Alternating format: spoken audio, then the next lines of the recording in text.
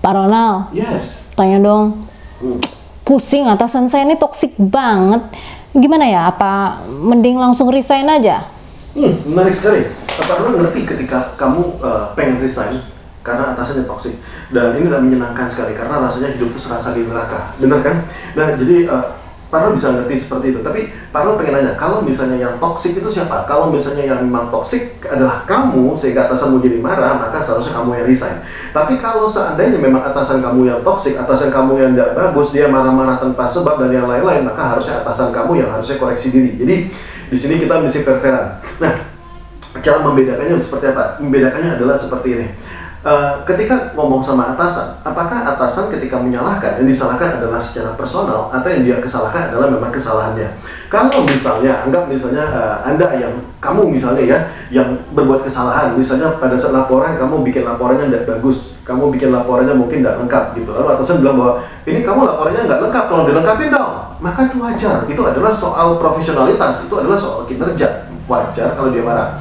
Tapi kalau misalnya atasan kamu, misalnya kamu mungkin salah gitu ya, kamu buat laporan dan lengkap, tapi dia bilang, kamu nih gimana sih, kamu tuh ceroboh banget, bego banget. Terus dia ngelapor sama teman yang lain, teman-teman, lihat nih, sini nih, goblok banget ya. Dan ketika terjadi seperti itu, ketika terjadi mempermalukan seperti itu, maka yang bisa Anda lakukan adalah Anda bisa ngelapor sama HRD, bahwa Bapak, Ibu, pada hari ini saya membuat kesalahan, tapi atasan saya ketika menegur, beliau ditegur bukan kesalahan saya, tapi beliau malah mempermalukan saya. Saya izin untuk melaporkan seperti ini. Maka atasan Anda juga patut ditegur ya.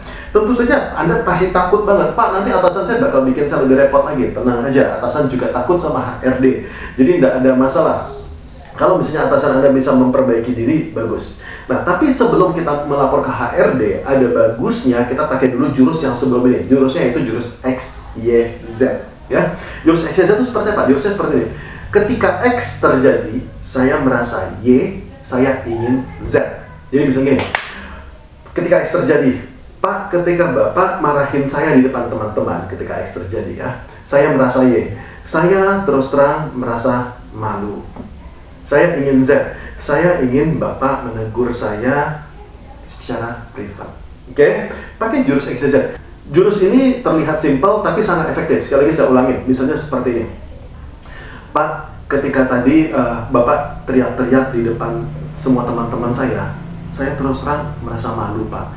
Saya pengen kalau Bapak menegur saya boleh, tapi panggillah saya secara pribadi. Nah, dengan kita menunjukkan vulnerability kita dan kita menunjukkan apa yang kita inginkan, atasan juga mengerti. Jadi pertama, pakai jurus X, Y, Z ini terlebih dahulu. Kalau ternyata jurus X, Y, Z ini masih tidak mempan, atasan kamu tidak bisa diomongin, lapor ke HRD.